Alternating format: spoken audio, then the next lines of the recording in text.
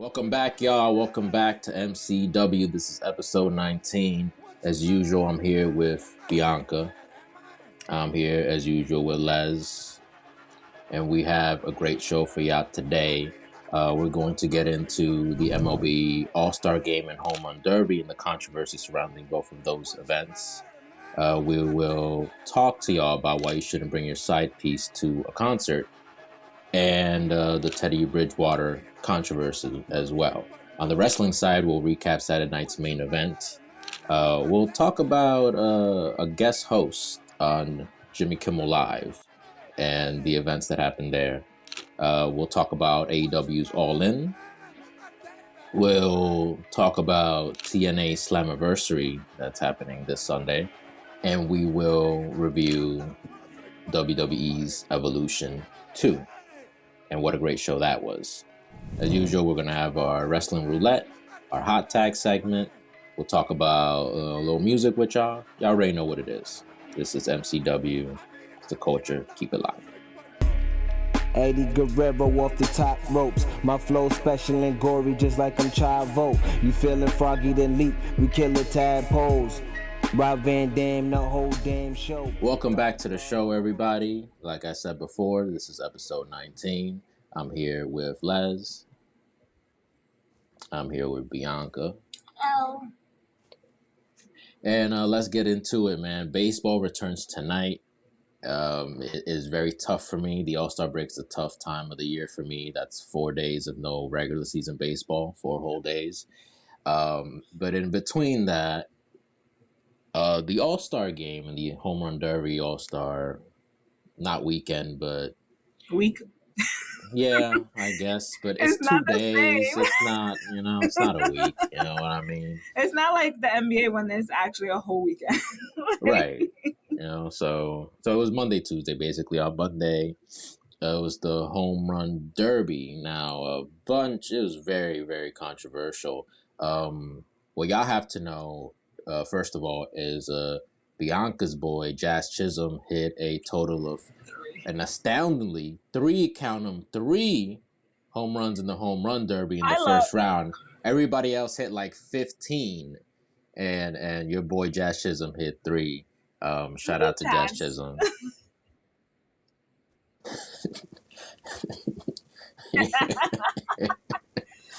I feel like he was out there to have fun. I'm not even gonna lie to you. But it was a sad encounter seeing that it was only 3.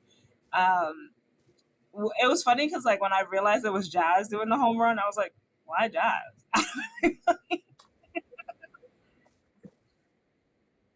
No. All right, so Jazz is marketable. He's very flashy. Yes.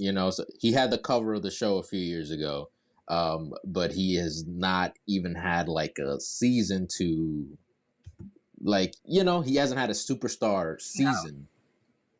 But he's very flashy and marketable. He's great. I'm not mad at him for that. Yeah, he has a huge personality. He loves the game of baseball. That I'll give him. He loves baseball. And he doesn't, I don't want to say he doesn't take it serious because he does, but he plays it like a game. Like, you know what I mean? Like, he likes to have fun while he plays the game. All I'm saying is that if I were out to have fun and I'm only hitting 3, I'd stop having fun, It ruined my day. He's not like a home run hitter. He's usually like, he hits, but he doesn't hit home runs. He don't really be hitting either, but he hits better than most people on the team. Don't start with me. Yeah, but if that's your barometer, then you know what I'm saying. But hey, man, Yankees still in second place. They're doing very well this year. They're a wild card team at least. So even more controversial than that, Kyle Raleigh, who is the surprise of the season, a catcher, switch hitting catcher. Yeah. Catchers don't usually hit well at all. You got to go back to like Mike Piazza, not even Yadier Molina. Yadier Molina was a terrible hitter, but so he ends up winning the whole thing. But he was going against Brent Rooker at one point from the Oakland A's, and the way they decided this, because if you tie after the round, usually you have a swing off, and I think they need to come up with a better name than swing off. Is you just have like an extra round, the two of you, and then you get like 3 swings, and whoever has the most wins, right? So they decided it by distance, and they put this graphic out there. Both of their longest home runs were 470 feet, and Cal Riley's was like 470.69, and then Brentwood was like 470.53 or something like that. And I'd never seen this before. Distance is crazy, to be honest. Like right, and I'm really like, how? That's how you gonna decide it? So, I'm not saying it's rigged, but we'll move on. So your boy Cody Rhodes presented the championship trophy, which is they do a title belt these days with the Home Run Derby. They were in Atlanta. Cody Rhodes showed up down to the Truist Field and gave the championship to Cal Raleigh. Congratulations to him. I also want to mention that at the All-Star break, he has 38 home runs. That is the most in American League history. There's only one person in the National League that has hit more home runs than him before the All-Star break, and that was in 2001, Barry Bonds. And if y'all know what happened that year, Barry Bonds broke the single season home run record with 73. So it's something to watch. Yeah. Right. But, is Cal Riley doing it legitimately? I would like to believe so. Yeah. All right. So the All-Star Game was the next day.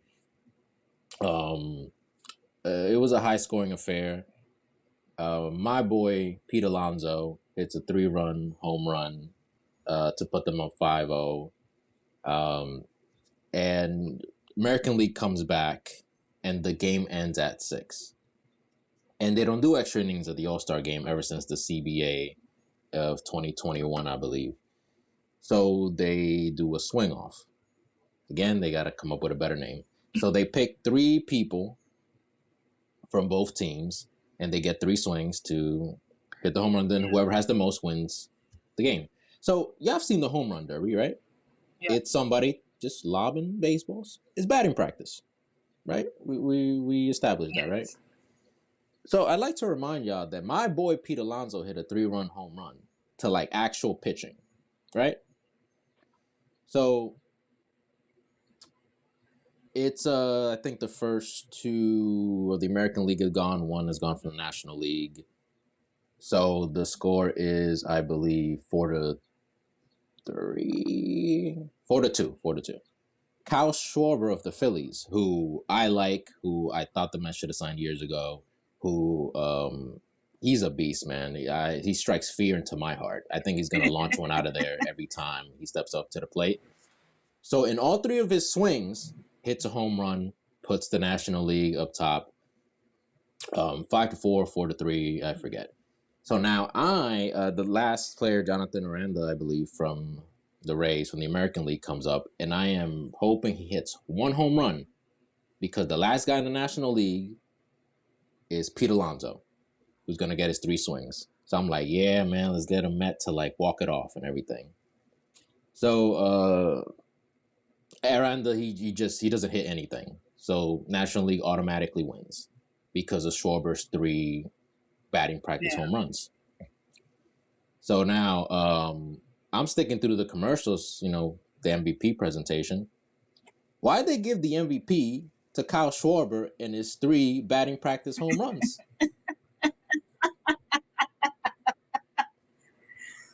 It should be Alonso. Like he did a really good job, and he's a really good baseball player. Like, so talk about it.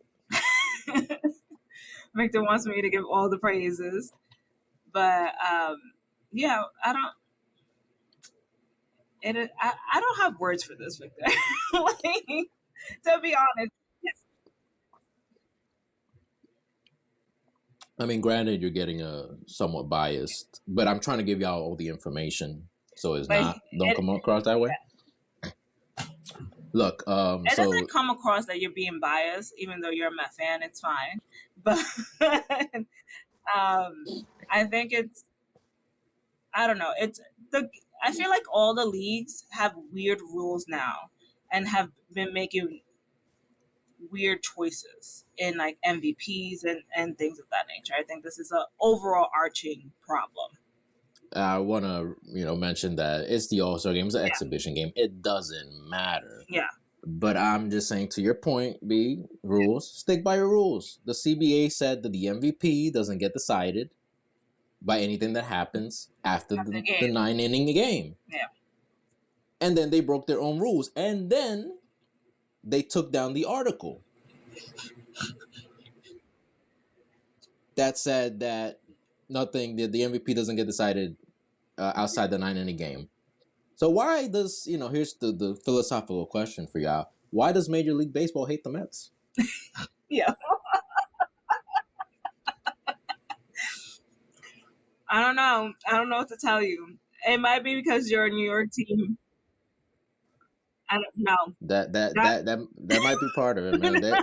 They put a to your kind of that's apron. Then they called it the Cohen tax because he has so much money. So they the penalties and everything. You were saying something, B? I forgot now. I know. I was saying it might just because you're a New York team and the whole United States hates New York in general. Yeah, I don't know. If it was Aaron Judge, they would have given it to Aaron Judge. And he is fantastic. And I think he deserves every good thing that ever happens to him. Yeah, I don't, I don't want to be that guy. But I've always seen you gotta be that guy. No, because look, when the Mets were in the playoffs, everybody was saying that they were going to lose every round that they were in. You had the panel with A-Rod and Jeter saying they were going to lose. David Ortiz was the only one of all people that was saying like, yeah, no, I got the Mets. And then when they finally lose to the Dodgers, the MLB account is just posting memes and making fun of Grimace and this and that. And I'm like, why? Where was this energy when we was winning? And because Grimace was there for you guys, that's for sure. Right. And now it's all of a sudden like, oh, Grimace is buried or whatever the thing was. And now, because again, there is a bit of an inherent bias towards the Dodgers and dare I say towards the Yankees.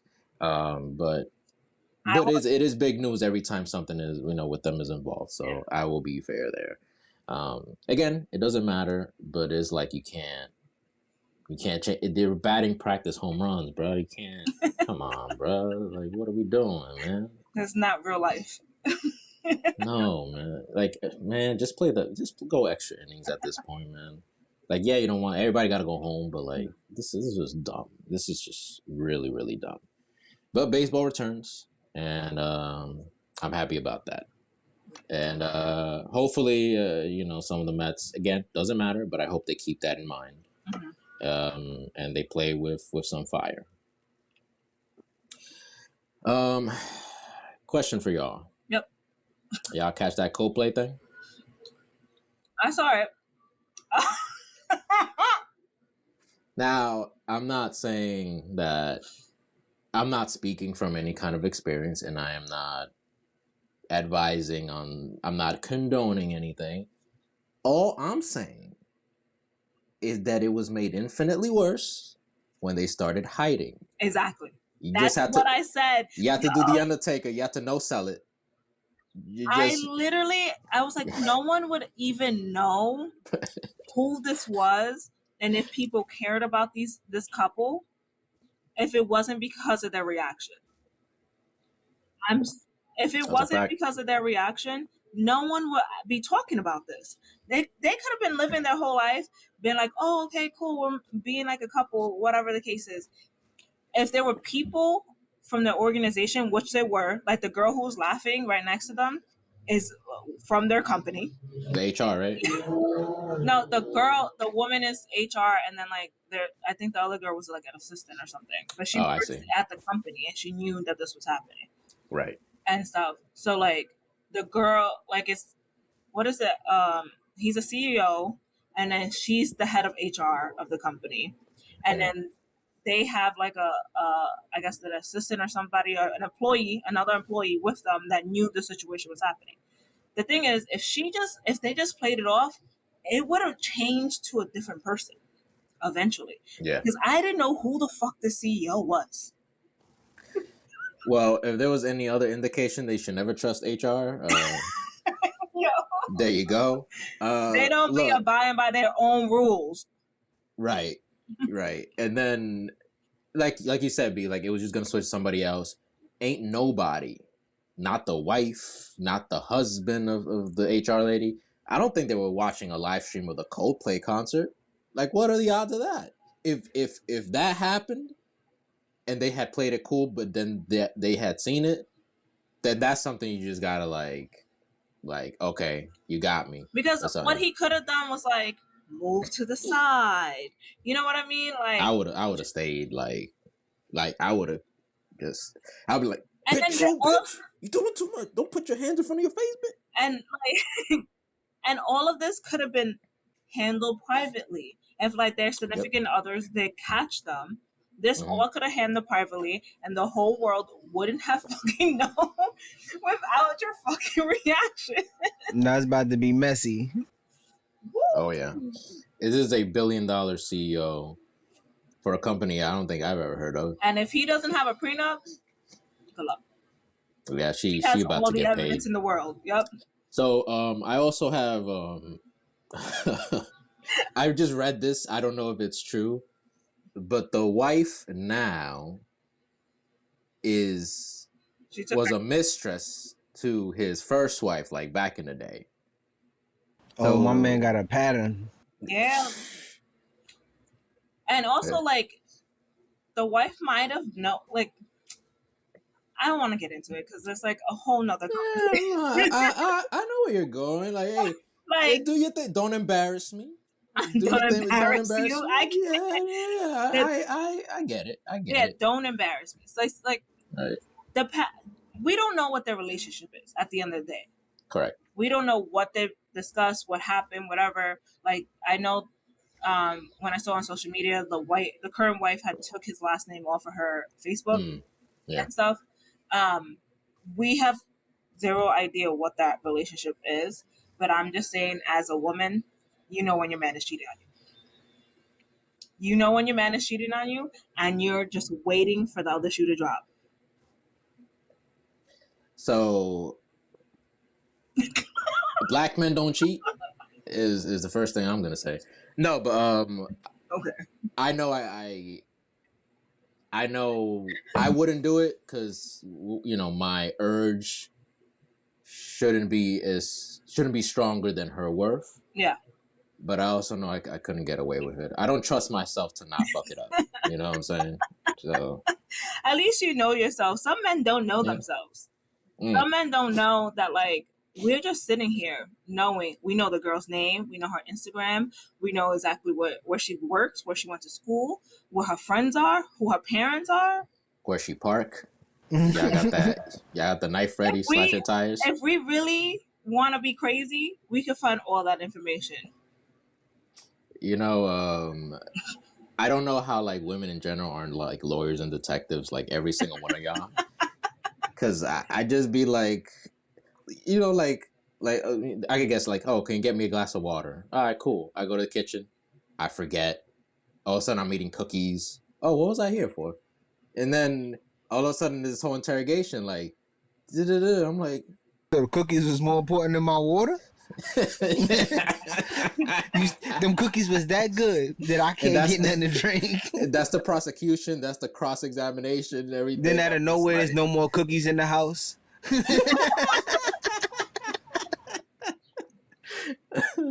And some people are petty. Like, I'm just saying that, like, teach their own. Everybody has different relationships. Yep. But for him to be at a concert with this girl, I think the wife knew something, at least a little bit, just a tiny bit, inkling. I don't know if I have a informed opinion on that.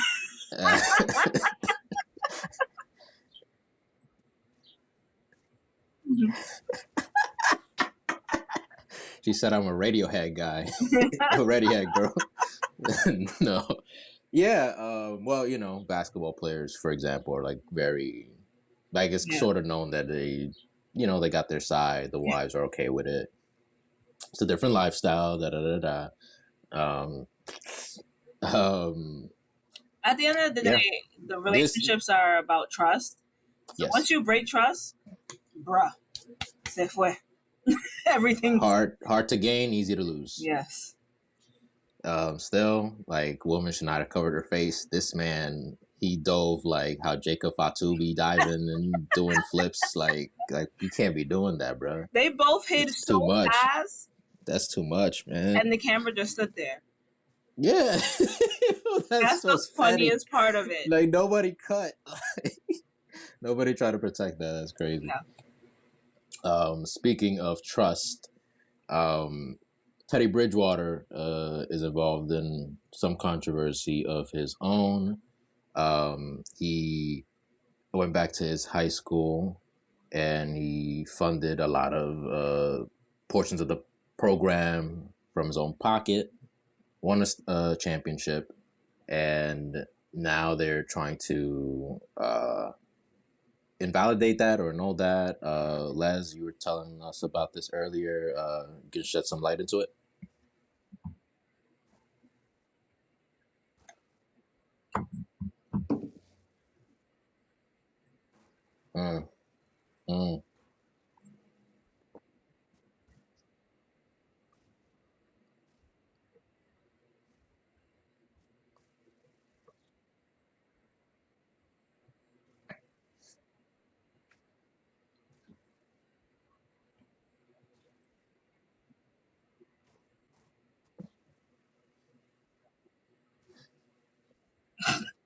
Sorry.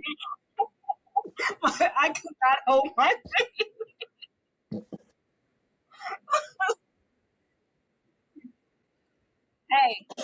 Hey. I'm not that crazy. All I'm saying... I'm from the Bronx. I'm not that crazy, I swear.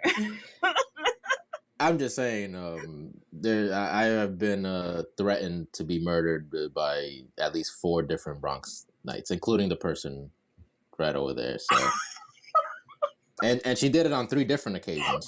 So that's part of the 4. Wow. I'm joking. So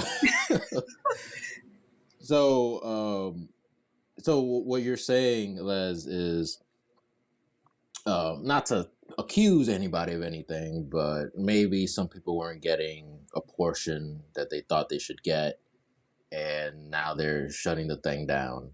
Because it... Wow.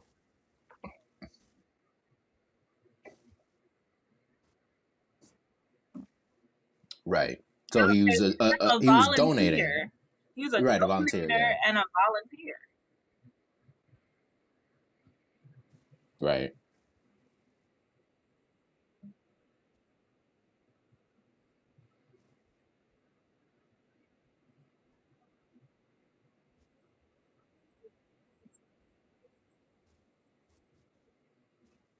Yeah. Well, I'll say this, man. There's always a big narrative on people not coming back to their community. Like, they leave the community and they forget about where they came from. Here's an example of somebody that does the opposite of that.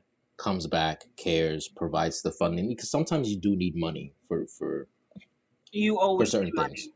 You always need money. Right. Yeah, and let's not even sugarcoat it. You know, like, it's very rare that the back...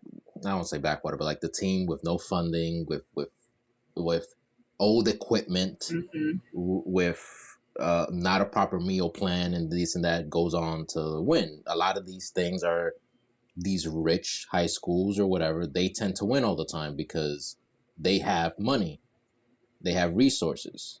So it is very... It's disheartening, honestly, to listen to that's a good word. That's a good word. Because, like, how many times are we like you said, complaining that people don't come back to the community and help their community once they got money and stuff, and they came up from nothing. You know what I mean? Right. This is someone who's trying to help his community out of his own pocket, like, and these kids probably need it. Like, all the kids need it. I'm not gonna even lie, because I know the kids in New York City need it, and I'm always pushing for like donations and all this other stuff. But the way the state of Florida is, these kids need it. Like, well, need it. With turf. Right. With AstroTurf.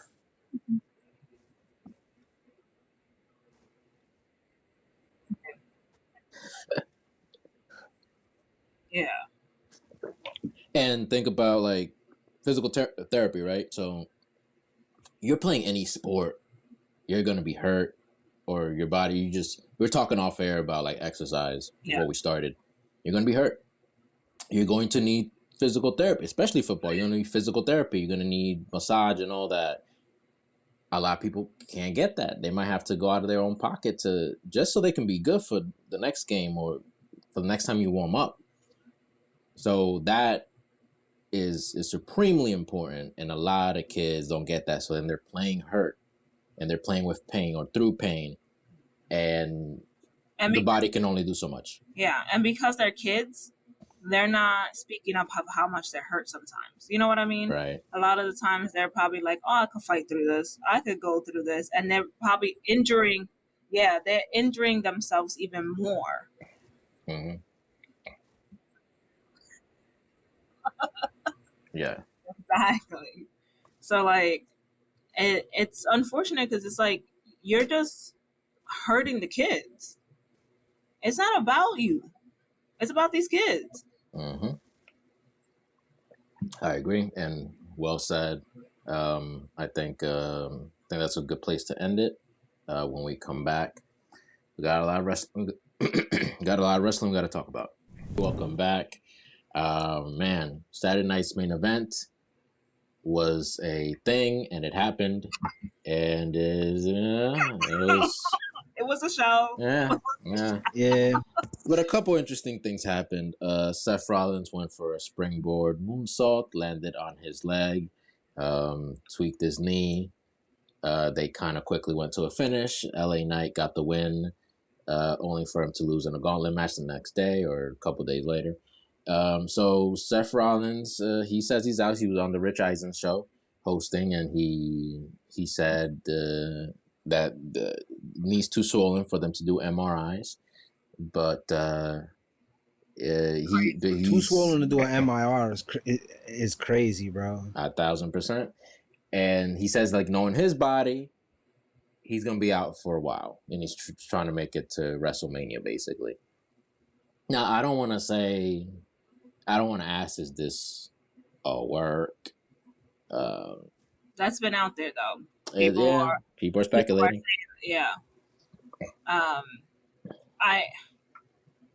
When I saw his like response about his injury, I didn't know how to feel about it, because in one sense I'm like, yes, he knows his body, he understands, he's been here, he's done that, this has happened to him. It's the same knee that messed up, you know.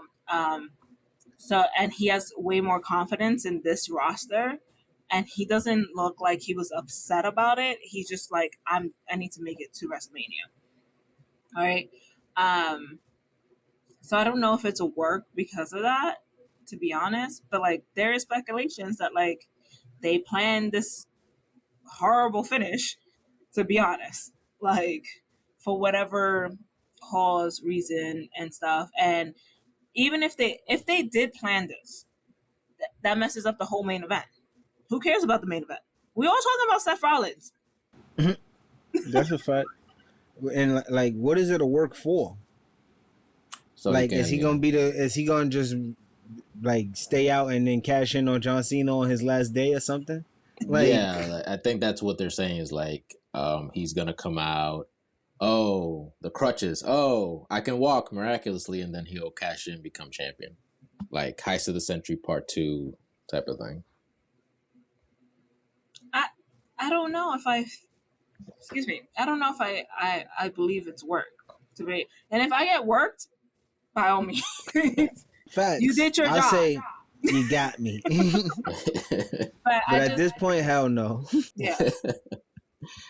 All right, so we can talk about the Goldberg Gunther match. It was a match, and it happened. Gunther wins, chokes out Goldberg. Goldberg, he's getting packages throughout the whole night. It was nice. He cuts a promo at the end. He's thanking everybody. NBC said, "Nah, we're not going extra. We're not paying extra for y'all." So he gets cut off. Which is, it puts a damper on the whole thing. And then... sure does. A damper was not what he was talking about the other day. Right, that's where I was going to go. He was talking to Ariel Helwani, and he said, like, in a couple of weeks, which I'm guessing when his contract runs out, he can really kind of get into it. But he was not happy about any of how they went about it, any of the planning or anything like that. Do y'all think this is a fair assessment of Goldberg to make? He was talking about that they probably should have had it at a pay-per-view, not necessarily Atlanta just because it's Atlanta. He was talking about they wouldn't have done this to Cena or Undertaker. They're not doing it to Cena, and they didn't do it to Undertaker. Right, because Cena's getting like a whole thing throughout the whole year. And Cena getting a whole year's run. Yeah, exactly. Right.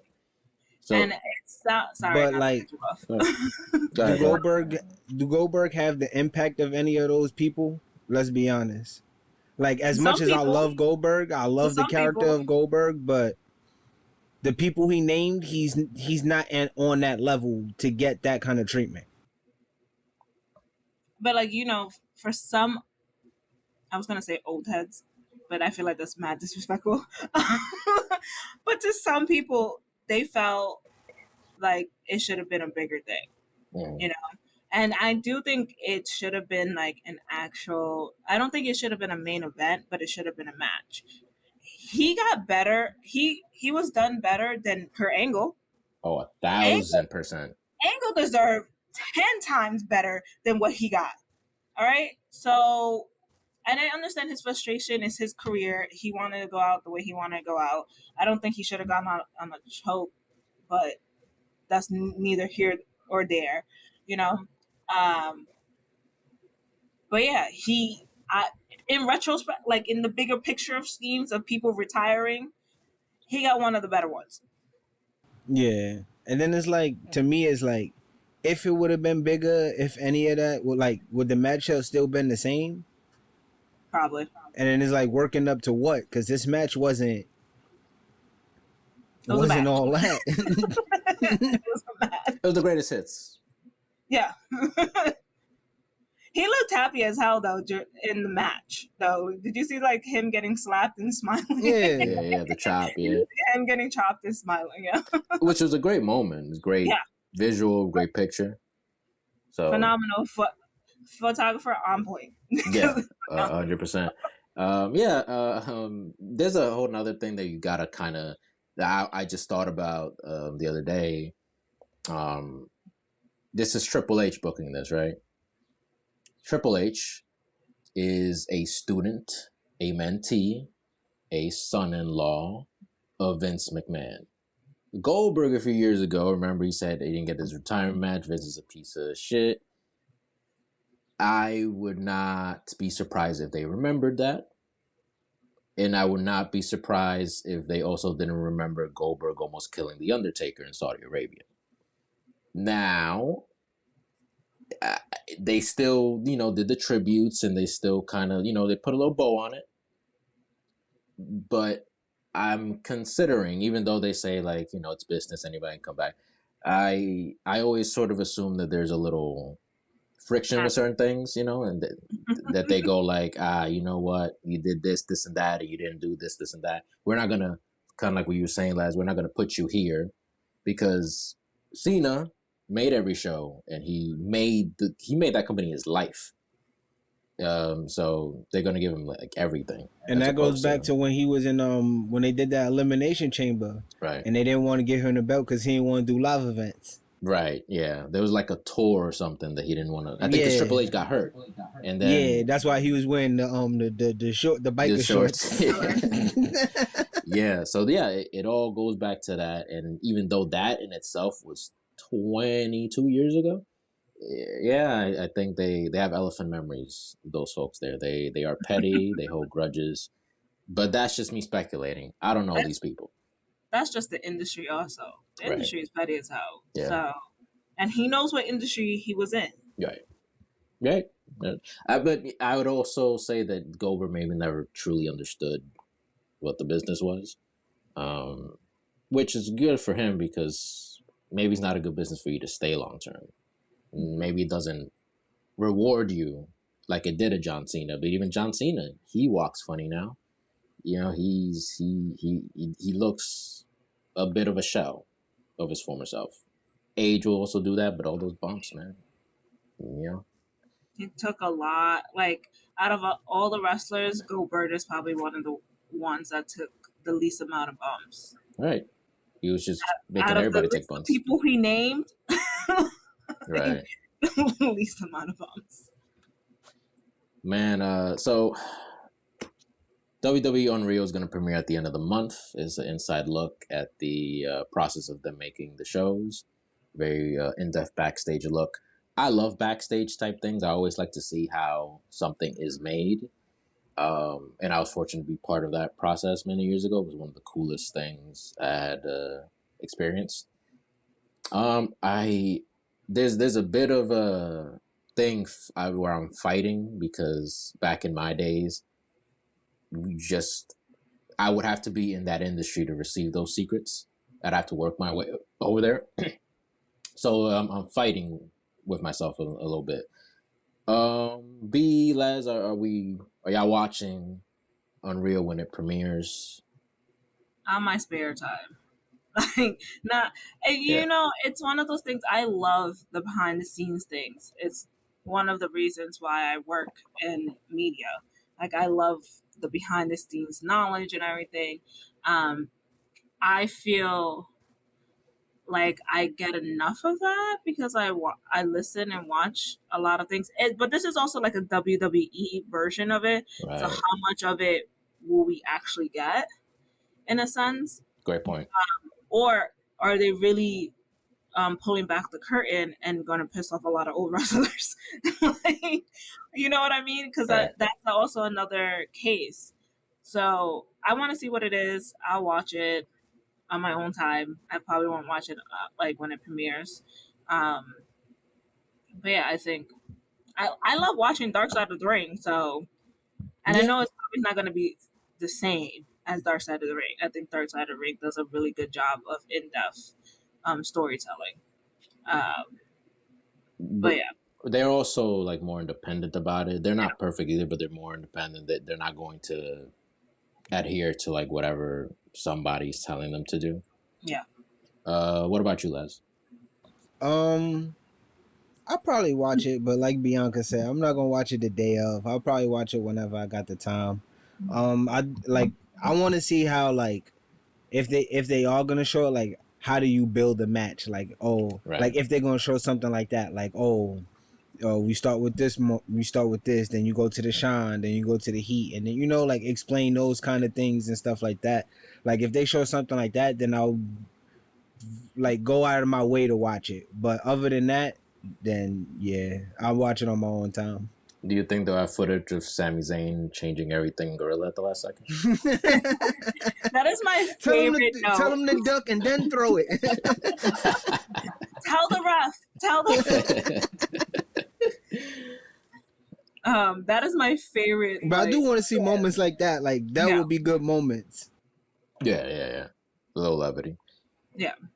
I don't like to see after the match. I would like to see before the match, but I wouldn't want to see after a match. Like when they done with the match and then they come backstage and then they hug each other and stuff like that. Then that's gonna take me out of it. But like the pre-match stuff, I'll take that. That take that used to be banned around these parts. One of the matches in Saturday night's main event was Randy Orton versus Drew McIntyre. You see how fast we forgot about that? Jelly Roll got involved. Logan Paul got involved. They're gonna have a tag team match at SummerSlam, and to build this, Jelly Roll was guest hosting for Jimmy Kimmel. He was interviewing Randy Orton. Drew McIntyre came out. They fought to the back. The crowd was like not really buying it. It wasn't a wrestling crowd. Right, like, not one wrestling fan in there. Right. That would have been hype as hell. It's like, is this Jelly Roll's new artist? He's a bit burly. So then, what's his name? Logan Paul comes out, cuts a promo, really good promo, like good heel promo. And then, kind of like compliments him by insulting him. It's like, I don't care if you're a multi-award-winning, platinum-selling country artist, whatever. I'm just like, okay, All right, so then he slaps Jelly Roll. Jelly Roll hits him with a choke slam on a table that I guarantee was 100% real. And no gimmicks. No air mattress on the bottom. Oh, man. So, yeah, I don't know. I guess we just talked about it. I don't know what you have to say. I don't got much to say about this, but I will say that I was watching Busted Out. I think it's Busted Out. Busted Open? Yeah. And Mark Henry had like a really good like notion, and then I was like, damn, I have to give Logan his flowers, and I was upset about this. But Logan's one of the few heels that do get booed. Yeah. And and he does it well. Like he's the bad guy that people love to hate. There's not a lot of them out there. MJF was one at one point, but like people love him now. They love to hate him. Right. When MJF first started, people just they hated to hate him. And that's Logan Paul. And he was yelling at little kids and all that. I will say that there is something to have when there is a heel that is true heel. That's true. Like, people do not want you to win. They want to see you get beat up. Like, and I don't think we have a lot of those left in this. Heels have become cool. Yeah. And one of those. I want to give Jelly Roll a shout out because I remember like a couple mad episodes ago when we first started, we were talking about like bringing celebrities in and stuff like that. That was the first episode. And then like I said, like bringing people in that get it. Jelly Roll gets it. The Cell after that Claymore, bro. Yeah. he was like, I legit thought he got knocked out for a second. He was Peter Griffin in it, down the stairs. Because the cameraman messed it up because you could see it didn't hit him. Right. But but the Cell, bro. Oh my God! Shout out to that man, Jelly Roll. I was like. Actually, y'all reminded me of this. So, talk about dedication, like who gets it. So Triple H Evolution post show, he was talking about, I forget what he was talking about. He was saying that some people, they think they want to do it and they think they'll be dedicated, but not so much. Travis Scott. Was that a thinly veiled shot? Yeah, that was a shot at Travis Scott. Bang bang. Because I feel like he was supposed to be the celebrity, the guest celebrity for the first DLC in 2K25. Then something happened, they got delayed. Then now they just they're gonna import El Grande Americano. I think it was something with WWE and Travis Scott that went wrong, and another receipt happened. Triple H throwing his little shots. Now, I know this is hindsight speaking, but like, for all of that, to have him be involved in history-making moments that he had no business being a part of. But that's my question. Do you think it's because of The Rock? Because Triple H and The Rock is beefing and Travis Scott is The Rock mans? Which I don't know why you... this is just me. I'm not trying... I do not see the appeal of hanging out with Travis Scott. That's just me. Yeah. That's just me. He's probably a cool dude, but I don't know. Yeah. We don't know. But, like, it's just weird because, like, how we got introduced to Travis Scott in the wrestling world was through Jey Uso. He came out through Jey Uso's entrance. He yeeted around. Smoking. And then, with kids in the crowd. Right in the crowd. And then next thing you knew, he was with The Rock. Yep. Damn. There was no thought process. So The Rock took Jey Uso's friend. That's crazy. He said, "I got better toys," and that's crazy. Damn. I think it's something to do with money. Yeah. With some merch, they don't want to split the merch the right way, so he's like, "Fuck y'all." Well, speaking of cool heels, All In was that was Saturday, right? Yeah. No, Saturday. Saturday at 3 p.m. Right, yeah, right. I guess 2 in Texas and Central Time. Yeah. So it surpassed WrestleMania 35 for the longest pay-per-view ever. I had work. I couldn't, but a bunch of history-making things happened. Hangman Adam Page, you were right about this, Bianca, ends up winning the AEW World Title. I did see the thing with the fork. That was crazy. That was gnarly. That was the beginning of the match. That's crazy. I thought they were like 15, 20 minutes in. That's crazy. That was like literally like 2 minutes. 5 minutes in. It is a Texas death match. You gotta, Renee's like, they had like packages, interviews of Renee interviewing Moxley beforehand. Yeah. And she's like, "Why do you have to do this?" And he was like, "You don't understand. I just have to." I was just cracking up because, like, I'm sure they have a loving, fun, like, time, but he's so in character and she's so annoyed. I feel like he's always in character. Like they have a baby or they have a daughter, and he's like, just... She's there so annoyed, and then she's annoyed at her like her other hosts who are like, Hangman's gonna win, and she's like, "We'll see about that." I like that though, because there's one thing to pay impartial, but like, let's not pretend like you're not married to the guy, Yeah. Like, so sometimes I wish, like, I know she's not a wrestler, but sometimes I wish she had the Marina Shafir role. Yeah. But I understand. Toni Storm defeated Mercedes Moné in what I'm told was a classic, and what I'm sure was a classic. Was fucking amazing. Oh my god. It was like 7 Storm Zeros or something like that. To finally put her away. Mercedes Moné suffers her first loss on AEW television. And we'll see what happens with her, but she still got 6 other belts, like, including the TBS belt.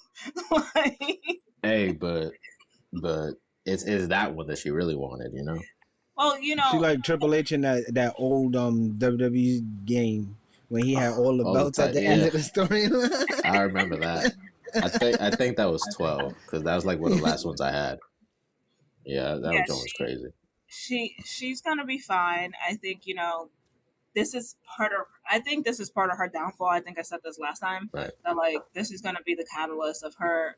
She's Kenny when Kenny had all the belts. Right. She's the female version of that, and now it's the downhill. She's going to spiral. I do want to take a note that who won the women's gauntlet is Athena, and she's the forever ROH champion. And I swear to you, if she loses, I'm gonna be tight. Let me tell you right now, I'm gonna be so tight. I'm sorry, I don't think Toni Storm losing that championship anytime soon. But she could cash in whenever. It's like a cash in. Oh, that's right. Because she confronted her on Dynamite. Yeah, she did confront her. She was like, "I could do it whenever I want." Copy. Okay. So it's basically like Money in the Bank. Yeah. Who won the men's? MJF. I can't wait. Oh, that's hilarious. MJF won with MVP at his side and stuff. It was a good one too. Yes. MJF stole it from Briscoe, to be honest. Oh, there was beefing though. There was feuding. Yeah, they are beautiful. Cool. Makes sense.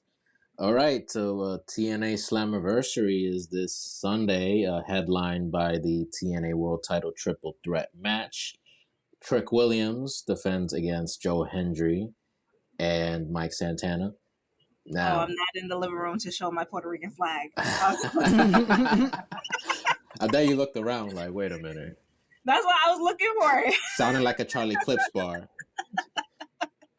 So this is exciting. I actually did, in the time that I had, saw most of the Great American Bash. I had to skim through it. I had to do some things. I love heel Trick Williams. Like that, he talks shit, man. I love it, man. And Booker T's great. He has nothing to do with anything. I just, whenever I can sing his praises, I'm just gonna do it. So, we'll probably go on Sunday, and I have to work, unfortunately. And hey, man, if y'all get to go, hope y'all have a great time. They're saying that it's sold out, or the floor seats are sold out. None of those were available. Oh yeah. So yeah, it's a very successful already pay-per-view for them, and I hope an even better show. There's also rumblings, and it's I say rumblings, but it's more like they're shouting it. AJ Styles might make a return. Yeah.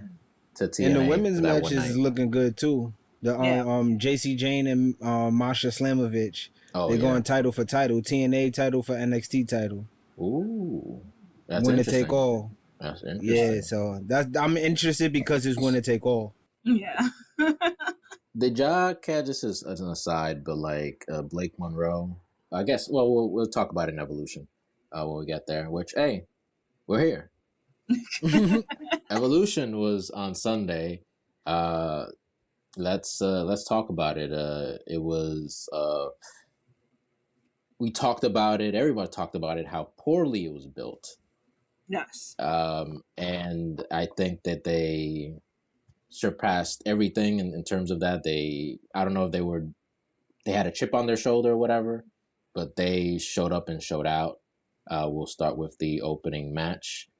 It was Becky Lynch defending the Intercontinental title against Bayley and Lyra Valkyria.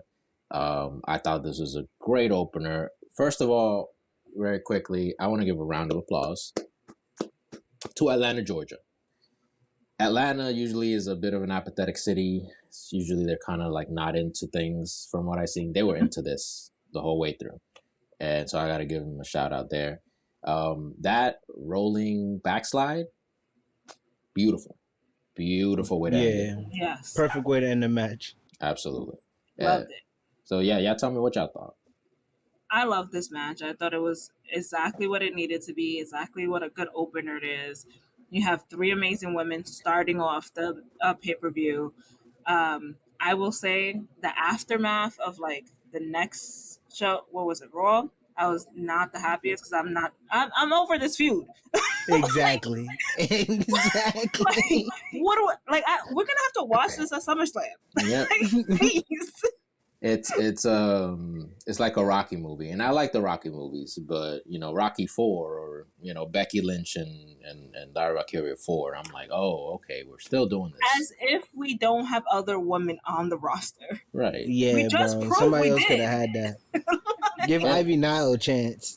Ivy Nile versus Becky looked like a great match. Yeah, 1,000%.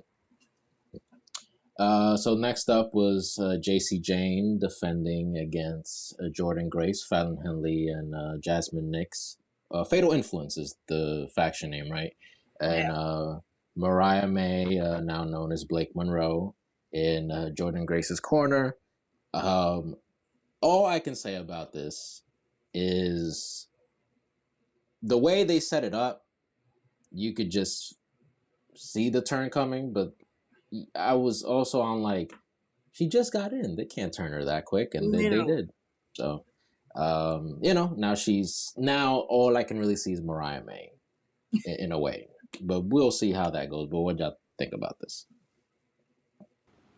I think they setting up for something else. They trying to give Jordan Grace something to do until until it's winner take all thing at TNA and NXT titles for the women's, and then they just gonna have her hold both because she was already TNA champion, and then now she gonna be NXT and she gonna be a double champ. That would make sense. She feels like an uncrowned champion. At this keep point, screwing her out of the thing. So, they Sami Zayn in her right now. Oh, yeah. I thought this match was good. I wasn't expecting to turn so quickly. And it was just funny because it's around the same time she turned on Tony last year.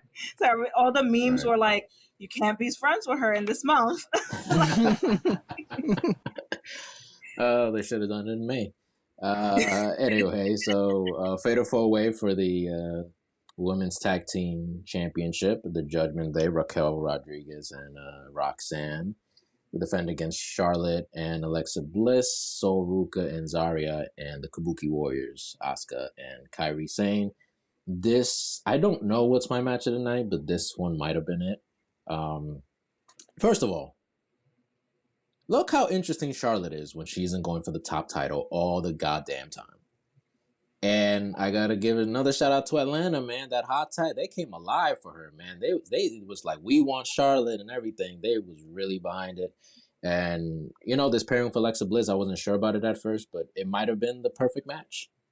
It might have been the perfect people to give them something to do. Sol Ruka was just wilding out, man. What she hit, like a little splash, like she was holding on to Zarya. It's like kind of turned around. Oh yeah, and then she do the little tilt-a-whirl joint, twisty, spinny. Right. So that was fun, and Kabuki Wars. I felt like they weren't in the match that much, but they're always incredible. And what's her face, Raquel with the Tejana Bomb. She really just stayed up there for a minute, which I like to Sol Ruka to win the match. What do y'all think? Shout out to Asuka for coming out looking like the Silver Power Ranger.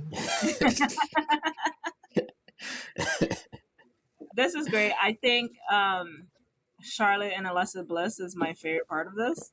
And all their social media being like, we're not friends.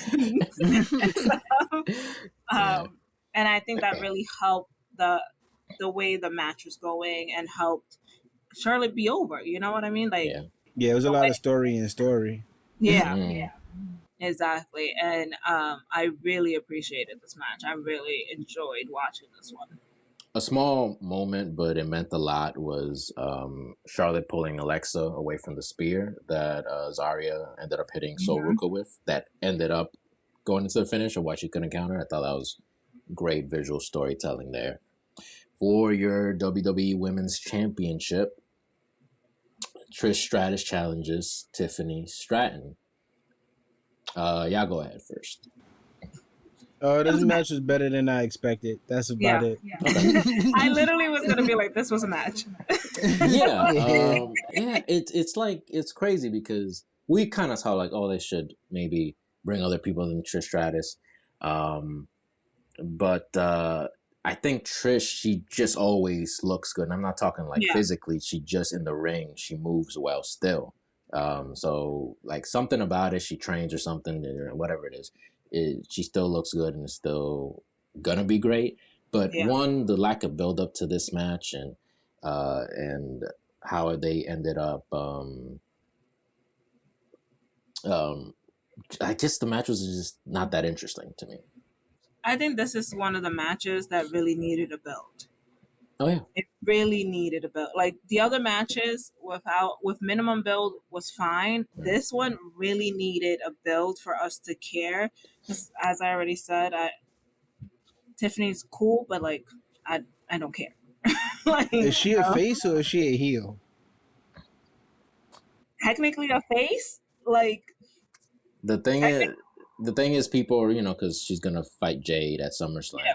And people are like, well, Tiffany should win. Jay's not ready to hold the world title. I'm like, is Tiffany ready? That thing is... When she won, I don't think she was ready. Yeah. Yeah. And she's just not good as a babyface. She's much better as a heel. Because, again, nasally, she's Valley, Yeah. Before we get to the next match, I just want to quickly shout out all the women that were in the building. You had Medusa, who she cannot leave that title belt at home. Like, all right, we get it, goddamn. But it hang from her rear view on her car. It is small enough, those belts are small back in the day. As well they as refuse to let that go. I know, it's like, oh my god, like, could we get it? You threw it in the okay, all right. So Molly Holly was in the building. Victoria was in the building, right? Yep. Jazz, Jacqueline, and probably some Ivory. people I'm forgetting. Ivory, thank you. And the there was one more person, and don't say it because I know who it is. I'm just trying to find my way around here. Well, let's just say PR doesn't mean anything. And Vicky Guerrero was in the building. And that's where I will leave it. She has signed with WWE now. Oh, word? Yeah. Oh, it's interesting. Excuse me. Okay. From the reports of like when they showed her saying, "Excuse me." Look, great heel. All I will say is in a pay-per-view about women, and not just the physical of women, but the trial and tribulations of women.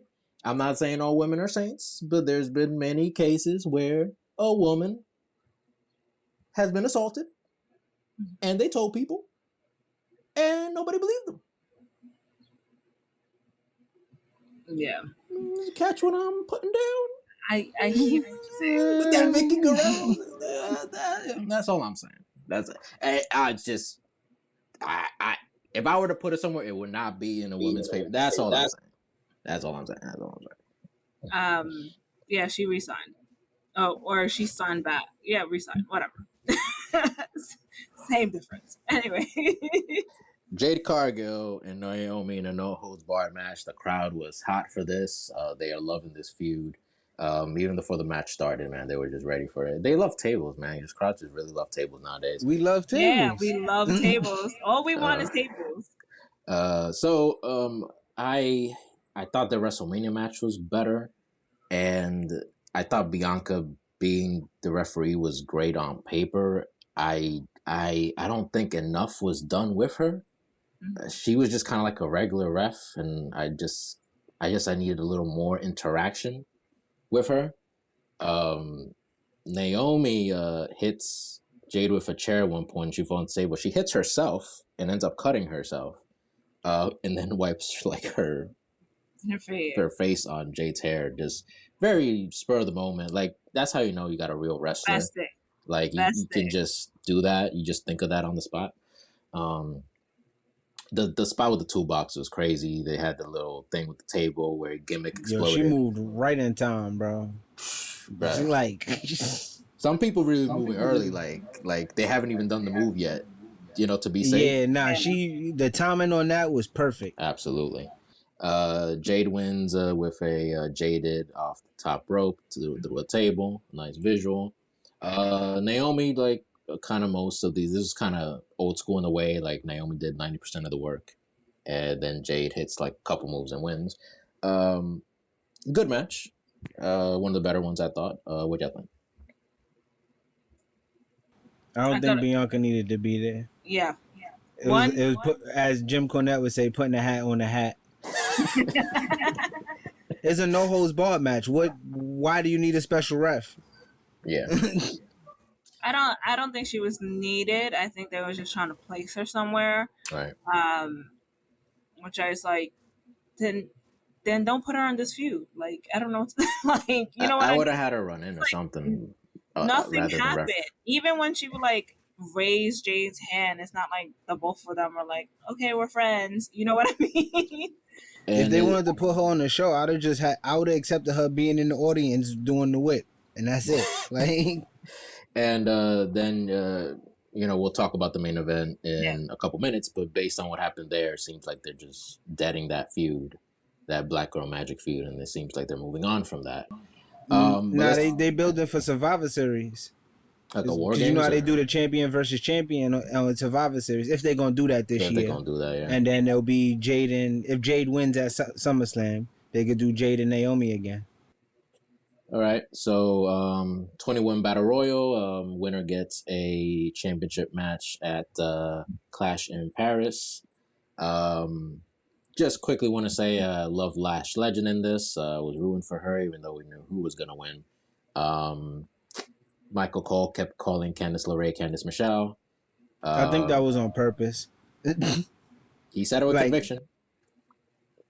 Say it with his chest. Nah, that was purposely. Like, they just wanted to get her name out there because she was a good woman's wrestler. Damn, that's great. You know what? She was missing from here. So what else? I love BFAB. I don't know about this thing with Michin. And the whole long back thing, that's kind of corny. But yeah, Stephanie Vaquer wins. Like I said. Yeah. La Primera. And she's when she cuts a great promo afterwards. Stephanie McMahon was in the building. They kept on cutting to her throughout the whole night. Look, all I'm saying, I don't know how it works. She might have been on commentary, to be honest. No. Yeah, they did that last time. I'll take Jesse Ventura. Absolutely not. Why wasn't Jesse Ventura on commentary or something? Over Stephanie, I'll take him. Look. I think they heard our nose. Something that. Then they would have. I don't know. I would have put Jesse Ventura in the match, but he's too real, so they don't want to. There's no Pat McAfee for him to argue with. That's good. You know what? I'll take no Pat McAfee. Then anyway, I wanted to say like Stephanie McMahon, right? I don't know how it works, but did she promote this in any way? Did she say anything? A tweet? Something? I don't know if she promoted it. But then she's all in it, I don't know. Women. I can't give the correct answers to this. Like, I don't know the answer to this. Because I don't know if she was promoting it on her, because she has like her own podcast and all her other like adventures that she's been doing. Podcast would have been a perfect time to promote it. Yeah. But what do I know? Again, like WWE has like 6 podcasts now plus, and like to be honest, I'm only listening to Cody Rhodes. Yeah. I can't listen to Undertaker no more. I know. What's going on with that? Michelle McCool don't know how to not put herself over. Oh, okay. What did she? That's just me. Like, no, she takes me out of the podcast. That, like, cool. The other dude that was there, he was cool. Okay. Because he was a fan. He was learning, so his questions was more organic. Right. And then now it just seemed too scripted. Like, a podcast is not supposed to seem scripted. Yeah. Right. All right. Congratulations, Stephanie Vaquer. It's going to be a great match with whoever she chooses. In your main event, the women's world title, Io Sky defends against Rhea Ripley. I thought this was cool. I think that's about it. I thought it was cool. But I think a lot of people really liked it. I like the ending. Yes. Yes. I'm not like, they're 2 amazing wrestlers. I'm not taking anything from them, right. But thank the Lord Naomi came in. Yeah, I think there's some little bitterness of like how this feud even started. Like, yeah, like because they didn't want Rhea challenging her because Rhea gets infinite title matches. So then they had to frame it like Io challenging her. And I'm like, well, that doesn't really make any sense. Mm-hmm. And like, you just had Asuka, who was runner-up at the Queen of the Ring. You could have challenged her. But you didn't want to go that route. They had a pretty good match. Somebody said about air mattresses earlier. They had one in this match when they went outside and did that whole, I forgot what it was, a crossbody. Naomi comes out. Building's roof blows off. A little confusion. Naomi's about to go in, but they're still announcing it, and then she turns back, and they ring the bell twice when they were supposed to ring it once. those are little details. Yeah. I thought she should have hit Rhea with the briefcase too. She hits Io. She posts Rhea, hits the split-legged moonsault. It's a triple threat match now. Wins the championship. One of the best moments in recent memory. One of the best pay-per-views in this year. Ladies and gentlemen, the caution era has begun. And she looked fucking amazing. I didn't want to say it. With the tape. Yeah, with the tape. Oh my God. That laugh. What a beast. I like the razor blades on the, which, man, like, if you're going to have razor blades in the whole part, like, incorporate that. Like, it didn't have to be used. Yeah. Because, you know, motherfuckers are sharp, right? But, like, you could have teased it. You could have, you know, anyway. But she looked amazing. Like, I don't know what it is when women get hurt in their nose and then they come out. And she looked like a warrior, and I was so happy for her. I was like jumping for joy. She deserves it. She's worked so hard for this moment. I would say that BT posted about this, and whoever is the social media person for BT, which I don't know who it is anymore. Proud of you for posting this. Yes. But they got something incorrect, and I was upset. What did they get incorrect? Because I saw it and I kind of just skipped They were it. like, what was it?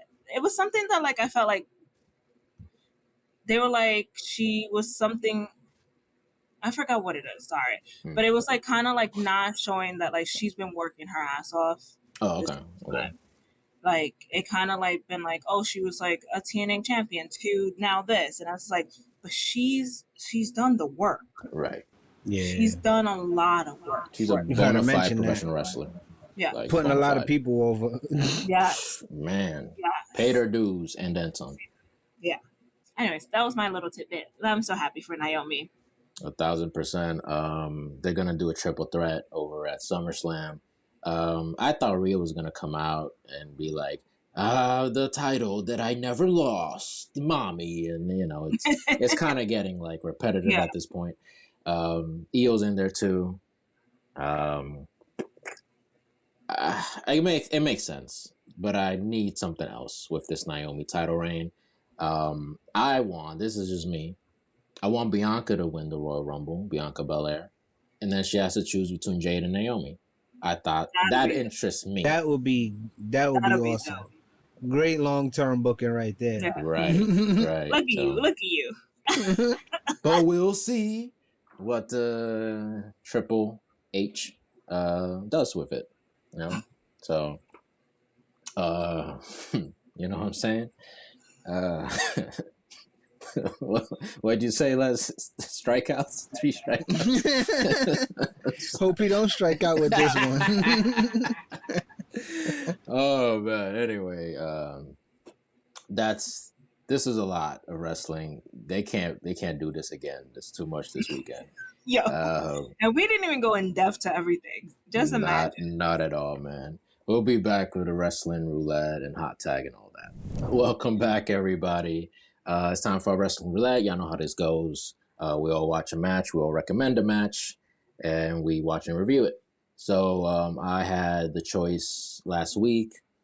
Because of Evolution, I had recommended Bianca Belair versus Sasha Banks at WrestleMania 37, one of the best women's matches that I've ever seen.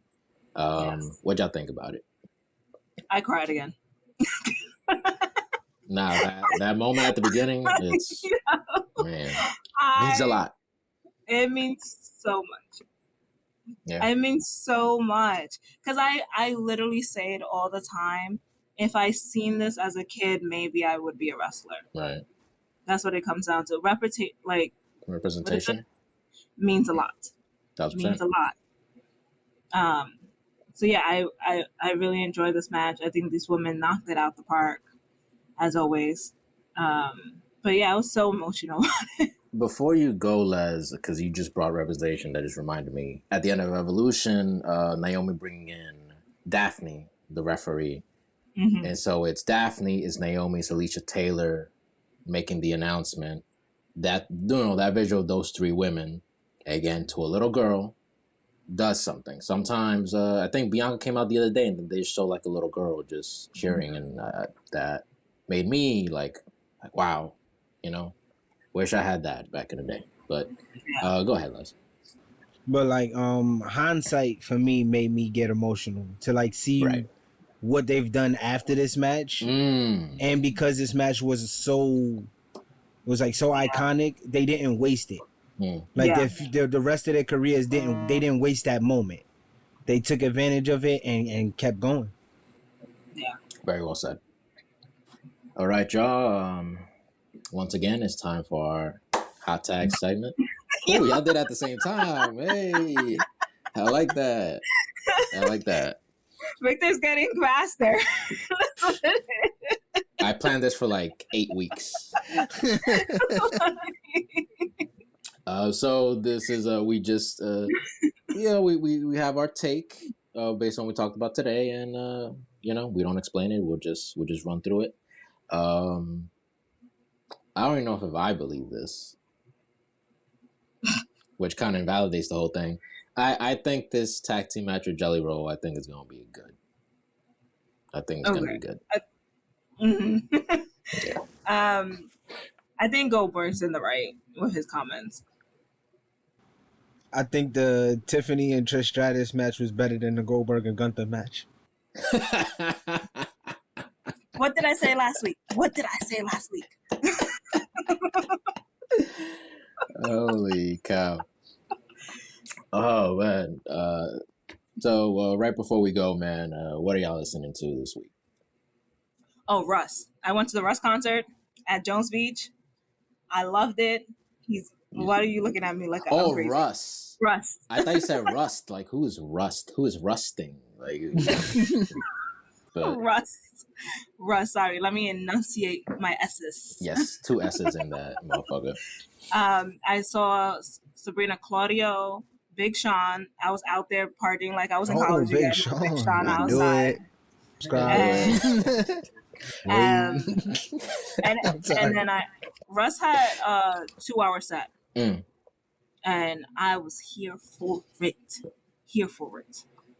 He's very successful, like the most low-key successful person. He sells millions of records, but like it just never reaches me. So yeah. I'm the Clips, man. I'm still on the Clips. Yeah, man. It's an album of the year contender. Like you just said, I'm still on the Clips, but that Benny the Butcher, Summertime Benny, I've been bumping that for the past 2 days. I gotta get into that. He dropped that a while ago, right? I think he dropped it like Tuesday. Oh yeah. Oh, okay. I was hearing the single then, I guess. Yeah, the song is Summer 25. Gotcha. That's and then the mixtape is called Summertime Butch or Summertime Benny, one or the other. Sounds great. All right. I think that's our show, ladies and gentlemen. So thank y'all. This has been great. Yeah, remember that we got our playlist and everything in the description. Like, subscribe, and comment. Jesus, can't even speak anymore. There's supposed to be an order to that, right? Like, comment, subscribe. Whatever. Hit the subscribe. It's free to subscribe. Y'all ready? It's free to like, free to comment. If you hate our opinions, by all means. If you love our opinions, by all means. Yeah, we'll survive it. All right, man. So for Bianca and for Leslie, my name is Vic. We'll see y'all next time. Eddie Guerrero off the top ropes. My flow special and gory, just like I'm Chavo. You feeling froggy, then leap. We kill the tadpoles. Rob Van Dam, the whole damn show.